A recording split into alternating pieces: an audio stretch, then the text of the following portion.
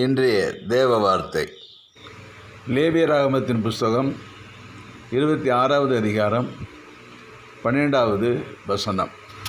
நான் உங்கள் நடுவிலே உலாவி உங்கள் தேவனாயிருப்பேன், நீங்கள் என் ஜனமாயிருப்பீர்கள். இந்த டிசம்பர் மாதத்தின் முதல் நாளிலே ஆண்டவர் நமக்கு கொடுக்கிற வார்த்தை, நான் உங்கள் நடுவிலே உலாவி உங்கள் தேவனாக இருப்பேன், நீங்கள் என் ஜனமாயிருப்பீர்கள். வரும் நாட்களெல்லாம் நீங்கள் என் ஜனமாயிருப்பீர்கள். ஏனென்று சொன்னால், நான் உங்கள் நடுவே உலாவுவேன், உங்கள் தேவனாயிருப்பேன்.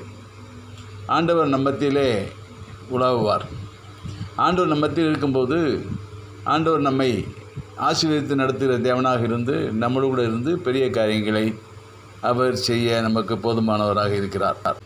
எங்கே 2 அல்லது 3 பேர்கள் கூடியிருக்கிறீர்களோ அங்கே உங்கள் நடுவில் இருக்கிறேன் என்று ஆண்டவர் வாக்கு கொடுத்திருக்கிறார்.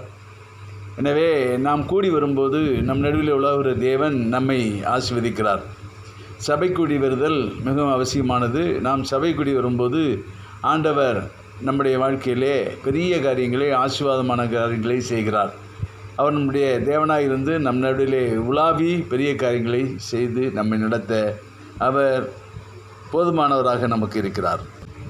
அதிகாலையில் என்னை தேடுகிறவன் கண்டடைகிறான் என்று கர்த்தர் சொல்கிறார். நாம் அதிகாலையிலே அவர் தேடும்போது ஆண்டவர் நம்மோடு கூட இருப்பதை வெளிப்படுத்துகிறார். அது நம்முடைய ஜெப வாழ்க்கையை வெளிப்படுத்துகிறது. நாம் ஜெபிக்கிறவர்களாக இருக்கும்போது ஆண்டவர் நம் நடுவில் இருக்கிறார். ஒவ்வொரு நாளும் நம்முடைய ஜெபத்தை கேட்டு நம்முடைய வாழ்க்கையிலே பெரிய காரியங்களை, ஆசீர்வாதமான காரியங்களை செய்ய ஆண்டவர் இன்றைக்கு நமக்கு போதுமானவராக இருக்கிறார். ஆண்டவராகிய தேவன் நம் நடுவில் இருக்கிறார். எனவே நாம் தீங்கை காண்பதில்லை. நாம் நம்முடைய வாழ்க்கையில் எந்த தீங்கும் வராதபடிக்கு ஆண்டவர் நம்மை காத்துக்கொள்வார். ஏனென்று சொன்னால், ஆண்டவர் நம் நடுவிலே நம்முடன் கூட தேவன் இருக்கிறார். தேவாதி தேவன் நம்முடைய மேய்ப்பனாய் நம்மோடு கூட இருக்கிறார்.